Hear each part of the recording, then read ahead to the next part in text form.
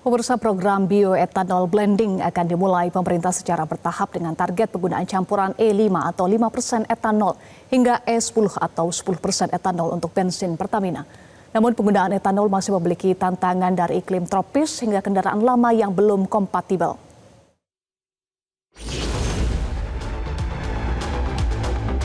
Pemerintah Indonesia memiliki rencana serius untuk mencampurkan etanol ke bahan bakar minyak. Langkah ini diambil untuk menekan emisi karbon dan mengurangi ketergantungan pada impor minyak. Di balik ambisi pemerintah, yang menjadi pertanyaan, apakah ekonomis jika etanol dijadikan campuran pada BBM dan bagaimana efeknya pada kendaraan? Penggunaan etanol memiliki dua sisi, ada manfaat dan juga resiko yang perlu diperhatikan. Nah, ini jelas menurut saya tidak bisa dilakukan secara mendadak. Harus dilakukan penelitiannya dulu.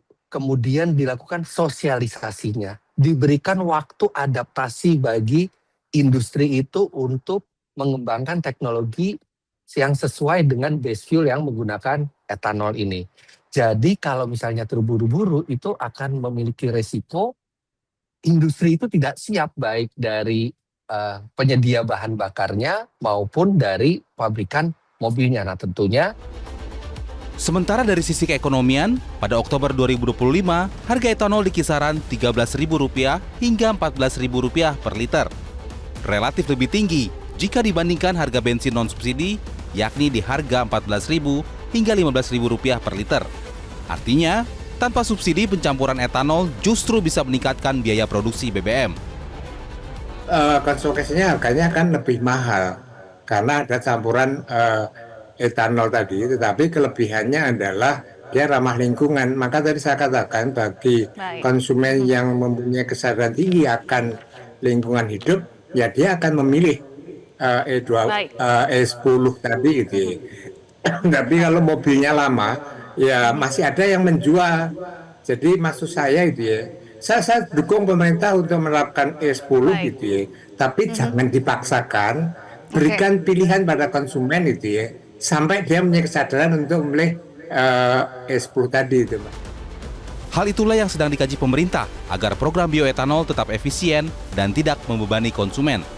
Menteri ESDM Bahlil Lahadalia menegaskan, kajian pengembangan E10 ini berangkat dari keberhasilan mandatori penerapan biodiesel yang sudah dimulai sejak 2016. Melihat progres itu, Bahlil menilai Indonesia membutuhkan waktu 2 hingga 3 tahun lagi untuk bisa menerapkan etanol. Sebelum dijalankan, menurutnya perlu perhitungan yang lebih matang. Sementara itu, Pertamina Patraniaga sebagai pemasok base fuel menjelaskan kandungan etanol dalam BBM merupakan praktik yang lazim di kalangan perusahaan migas dan berlaku secara internasional. Tim Liputan Metro TV. Pemirsa, pemerintah tengah menyiapkan kebijakan baru yang mewajibkan pencampuran etanol 10% pada bahan bakar minyak. Namun rencana itu justru menimbulkan beragam tanggapan dan keresahan masyarakat, terutama terkait dengan efeknya terhadap performa dan keawetan mesin kendaraan. Lantas sejauh mana kebijakan ini dapat diimplementasikan? Sudah bergabung bersama kami Ketua Komite Investasi Asosiasi Perusahaan Migas Nasional, Asper Migas, Mose Rizal, dan Ketua Komisi 12 DPR RI, fraksi Partai Golkar, Bambang Patijaya. Selamat malam, Pak Bambang, Pak Mose. Selamat malam, Pak. Dengan Eva di studio, Pak Bambang, sejauh mana DPR diajak bicara oleh Kementerian SDM yang mengklaim bahwa Presiden setuju campuran 10% etanol untuk BBM? Ya, terkait dengan masalah etanol ini kan baru wacana dari Kementerian SDM. Dan mereka kabarnya sudah melakukan rapat pembahasan. Memang kalau dengan DPR-nya belum dilaksanakan, apalagi kami sekarang ini kan lagi masa reses.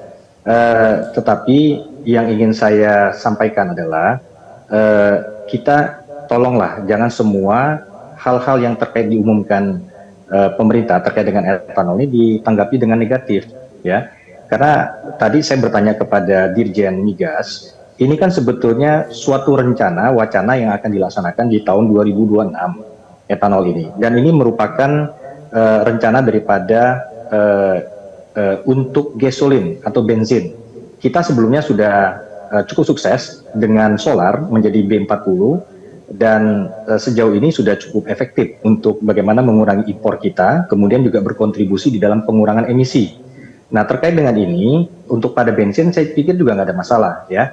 Karena etanol ini kami pelajari juga ternyata di negara lain sudah mandatory, ya, baik itu di Filipina, baik itu di Thailand, baik itu di India, baik itu di Amerika Serikat sendiri, baik itu di Brasil. Bahkan di Brasil itu sudah cukup komposisi etanol cukup tinggi, ya. Bahkan salah satu produk dari Shell kami lihat itu sudah 27%. Nah, artinya apa? Pada Brasil yang memang negara dengan iklim tropis yang sama seperti Indonesia, itu juga sudah diterapkan. Dan saya pikir ini tinggal diadaptasikan saja, sehingga kemudian kita betul-betul dapat berkontribusi ya terkait dengan bensin ini, mengurangi impornya, kemudian juga kita mengurangi emisi dengan adanya etanol tersebut. Menurut DPR, lebih sepakat kebijakan BBM S10 menjadi kewajiban atau opsi yang terbuka bagi publik? Kalau begini, dulu itu kan biosolar kan pelan-pelan juga. Tetapi yang jelas, saya pikir karena biosolar kita sudah sukses, di etanol 10% yang akan direncanakan 2026, saya pikir juga bisa langsung diterapkan. Intinya begini, bahwa pada negara lain itu sudah lama dilakukan. Ini bukan persoalan percobaan-percobaan, tidak. Brasil itu, bahkan saya lihat itu ya, ini ada produk Brasil itu namanya menjual etanol hidra atau E100. Malah mereka Shell itu punya produk E100 ini di Brasil. Kemudian pada produk gasolina C itu 27%. Nah, Brasil kan sudah lama. Dan Brasil itu pengembangan daripada bioetanolnya itu juga dari tebu. Nah, Indonesia ini kan rencananya bioetanolnya itu berdasarkan dari pengembangan tebu dan juga singkong. Nah, kita akan dorong ini tumbuh industri dalam negeri kita lebih besar lagi sehingga bisa mampu mensupport itu. Seperti itu. Pak Bose, apakah Anda sepakat bahwa rencana penerapan BBM S10 bisa langsung diterapkan dan harus menjadi sebuah kewajiban? Langsung tidak, kewajiban juga tidak. Saya rasa konsumen harus tetap bisa memilih ya, mau BBM-nya pakai etanol apa tidak, ya itu adalah sebuah hak konsumen untuk memilih apakah mereka mau produk seperti apa. Jadi bagi saya harus ada keberpihakan kepada konsumen di mana mereka punya keleluasan untuk memilih. Masalah kewajiban saya rasa harusnya tidak, kayak biodiesel pun juga seperti di di SPBU swasta, mereka juga menawarkan yang tidak ada bionya ya, dan itu bisa dibilang itu adalah keleluasan bagi konsumen ya, itu harus dijaga oleh pemerintah. Pemerintah bisa memaksakan untuk implementasi misalkan ke SPBU Pertamina, ya monggo-monggo saja, sah-sah saja. Ya, nanti kita lihat konsumen seperti apa reaksinya dan memilih apa. Nah, kalau saya setuju dengan Pak Bambang, bagaimana kita mitigasi peningkatan impor kita, neraca perdagangan impor kita juga harus ditekan, ya. Tapi banyak hal yang bisa kita lakukan selain dari misalkan biofuels, ya. Karena biofuels sekarang ini makin lama ke sini makin banyak perdebatan sebenarnya, bukan makin didorong untuk implementasi, tapi justru makin banyak perdebatan. Di COP terakhir kemarin pun juga seperti itu, ya. Brasil sekarang lagi juga banyak pemerhati lingkungan yang mengecam untuk menekan produksi dari biofuels. Kenapa? Karena masalah deforestasi, masalah biodiversity yang hilang dan lain sebagainya. Nah, itu kalau dibilang pengurangan emisi, yes, tapi masalah apakah ini ramah lingkungan, tidak juga. Nah, itu yang lagi ditekan. Sekarang juga Februari kemarin juga shipping companies, the big shipping companies juga menekan untuk IMO untuk tidak mewajibkan biofuels ini. Kenapa? Karena mereka juga khawatir akan adanya dampak-dampak lingkungan, dampak-dampak antara food versus kebun energi. Nah, itu bisa berdampak terhadap sosial dan terhadap lingkungan juga. Nah, jadi harus kita pertimbangkan. Kalau dibilang langsung, ya ini harus bertahap. Saya sih nggak masalah, misalkan mau implementasi seperti ini, tapi saya menyarankan bahwa konsumen harus diberikan opsi juga. Untuk apa? Untuk memberikan ya tadi menjaga iklim investasi dan juga menjaga iklim persaingan yang sehat antara para SPBU. Oke, terkait dengan SPBU swasta kandungan 3,5% etanol saja ditolak Pak Mose oleh SPBU swasta, apalagi 10%.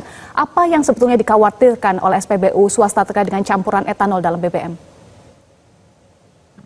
Sebenarnya bukan masalah kekhawatiran campuran etanolnya, tapi masalah spesifikasi preference mereka. Mereka sudah ada produk yang mereka jual dengan spesifikasi tertentu, ya jangan dirubah gitu. Dengan adanya kandungan etanol yang lebih tinggi, itu mungkin akan merubah spesifikasi mereka, produk yang mereka jual, karena mereka menjual dengan spesifikasi tertentu. Karena itulah preference dari pelanggan-pelanggannya mereka.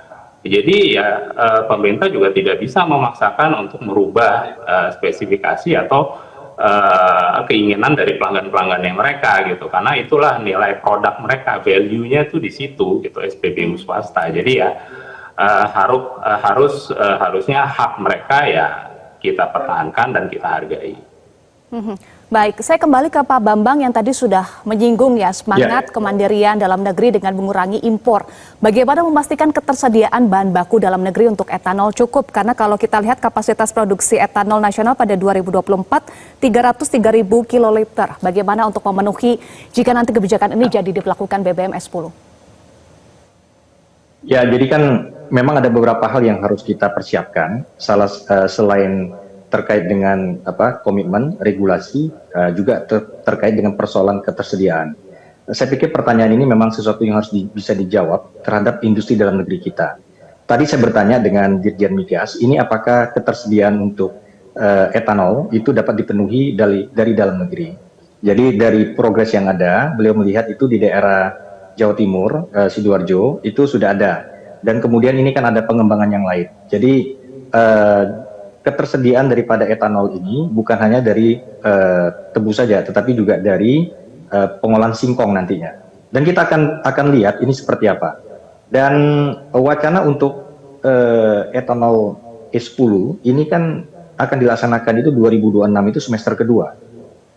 Nah, jadi saya pikir sama seperti yang tadi disampaikan oleh Pak Mose, silakan aja, nggak ada masalah ini. Kita sudah punya contoh pada biosolar ya. Juga ada proses transisi. Masyarakat yang memang mau tetap murni, saya pikir ya juga punya kesempatan. Tidak bisa serta-merta. Saya pikir kita akan mitigasi itulah semuanya. Jadi semua hak-hak konsumen tetap ada, tetapi kita juga tentu mengedukasi konsumen bahwa kita tidak bisa selamanya tergantung kepada energi fosil. Nah, ini mungkin memang dari pengusung energi fosil mungkin akan sedikit terganggu dengan adanya etanol ini. Tetapi tentunya sekali lagi, yuk mari kita dukung komitmen daripada pemerintah untuk mendukung yang namanya pengurangan emisi. Dan antara lain dengan penerapan etanol 10 ini. Seperti itu. Soal adanya kekhawatiran dari publik, meskipun tadi Pak Bambang sampaikan jangan ditanggapi dengan negatif ya, tetapi muncul kemudian kekhawatiran publik terkait dengan campuran etanol akan berdampak pada kendaraan lama yang belum kompatibel, kemudian konsumsi BBM lebih boros dan tantangan dari iklim tropis. Bagaimana DPR menanggapi soal kekhawatiran publik ini? Begini, kekhawatiran ini adalah kekhawatiran pakai rasa-rasa, tidak pakai data, belum ada data. Maka saya juga akan menjawabnya dengan komparasi.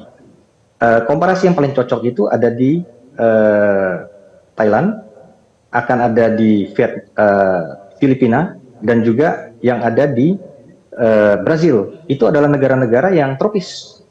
Nah, di sana juga situasi ekonomi juga sama seperti kita, emerging ekonomi yang sedang berkembang. Di sana juga pasti banyak mobil-mobil tahun 80-an, tahun 90-an. Tetapi pemerintah di sana sudah mandatory.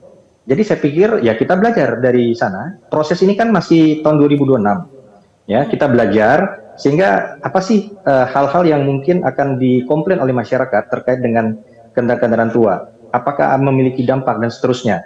Nah, ini kita akan pelajari. Jadi sehingga kekhawatiran daripada masyarakat itu bisa kita jawab dengan komparasi daripada negara lain, yang mana situasinya mirip seperti negara kita. Demikian. Ada tanggapan Pak Mose terkait dengan kekhawatiran terhadap performa dan konsumsi BBM etanol atau E10 ini?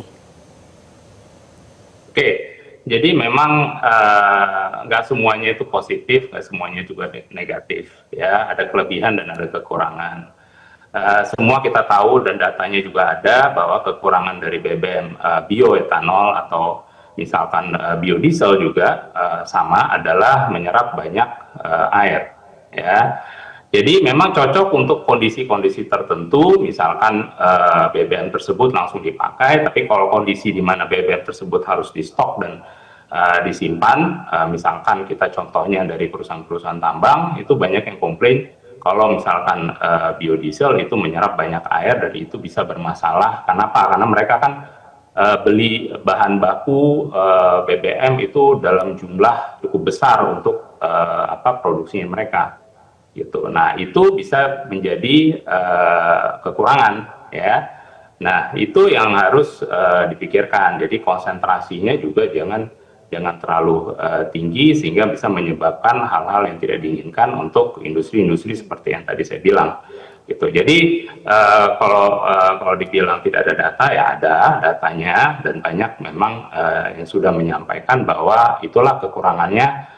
Mau itu etanol, mau itu biodiesel, ya itu kenyataan yang ada sekarang. Memang teknologi akan terus berkembang, siapa tahu itu bisa dimitigasi dan bisa lebih efisien dan efektif lagi, ya sehingga bisa menyerupai 100% fossil fuels, ya bagus gitu loh. Jadi itu yang kita harapkan. Makanya implementasi ini tidak bisa secara serta-merta langsung begitu saja dan diwajibkan, tapi biarkanlah konsumen bisa mempunyai pilihan, ya pilihan yang baik bagi kondisi mereka dan bagi mesin mereka, penggunaan mereka dan lain sebagainya. Jadi itu harus tetap dijaga oleh pemerintah, di mana opsi-opsi tersebut masih terbuka untuk masyarakat maupun industri. Terakhir Pak Mose, dengan kandungan etanol apakah akan mempengaruhi harga BBM lebih mahal atau lebih murah? Kalau tadi yang Pak Bambang bilang di Brazil itu justru lebih murah, tapi di negara lain karena produksinya mungkin tidak seefektif di Brazil, karena Brazil luar biasa produksinya sangat tinggi, itu jadi lebih mahal gitu. Jadi itu plus minusnya, ya nggak bisa kita membandingkan, dan harga itu kan naik turun ya, fluktuatif ya. Yang kita khawatirkan adalah tadi masalah deforestasi, yang isu yang cukup mengkhawatirkan, dan juga biofuels versus food yang juga harus diperhatikan, karena kita juga butuh lahan untuk pangan kita. Ya, kalau itu bersaing dengan kebun energi, istilahnya kebun energi, ya itu harus dipertimbangkan bagaimana penyelesaian, dan kita juga harus sekali lagi saya ingatkan menjaga hutan tropis kita untuk kedepannya, karena itulah menjadi paru-paru dunia.